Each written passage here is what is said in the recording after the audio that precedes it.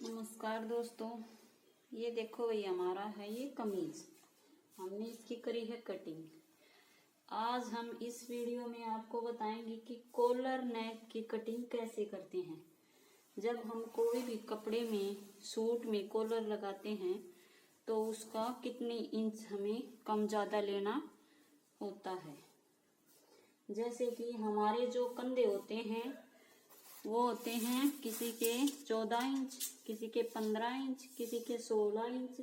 आज हम सभी के बारे में बताएंगे।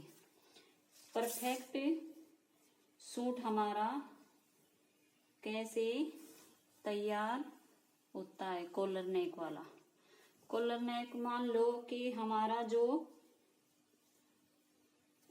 कॉलर नेक तैयार होता है तो उसमें हमें कम बत्ती कितना लेना पड़ता है। जैसे कि हमारा ये है, हमने कटिंग कर ली है इसकी। जो हमारे कंधे होते हैं वो होते हैं किसी के 7 इंच, किसी के 8 इंच। जैसे कि हमें किसी के 7 इंच हैं तो 14 इंच हैं, उसका हम हाफ करेंगे तो 7 इंच आएगा। 7 इंच आएगा तो हमें कितना कम लेना है और कितना ज्यादा लेना है। अगर किसी का 7 इंच आता है तो हम लेंगे 8 इंच। यहाँ से 1 इंच हम बढ़ा करके लेंगे तो हमारे जो कंधे होते हैं उनमें खिंचाव नहीं आता है।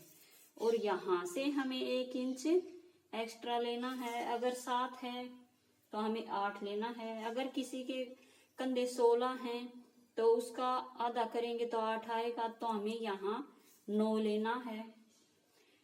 किसी का अगर 8.5 आता है तो हमें 9.5 लेना है। अगर किसी के खवे 12 इंच हैं तो उसका हाफ करेंगे 6 इंच, तो यहाँ हमें 6.5 इंच लेना है।